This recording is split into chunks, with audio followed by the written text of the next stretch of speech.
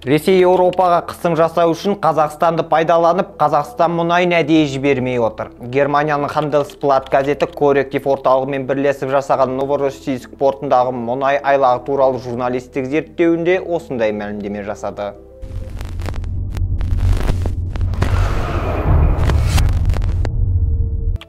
Бұған дейін ресейлік медиа Қара теңіздегі дауылдың салдарынан қазақстандық мұнайдың Еуропаға өте аз көлемде жеткізілгенін хабарлаған. 22 наурызда хабарланған дауыл салдарынан Новороссийск қаласында мұнайды танкілерге құятын жылжымалы айлақтық 3 құрылғының екеуі істен шыққан. Дегенмен неміс метеорологиялық қызметінің Handelsblatt газетіне берген ақпаратына сай, Новороссийскідегі желдің күші 20 наурызда әрі кеткенде 43 балға жеткен.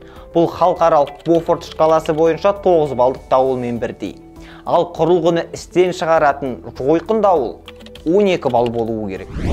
Handelsblatt зерттеушілері терминал расымен де істен шыққан болса да, Ресей оны тым ұзақ жөндеп жатыр дейді.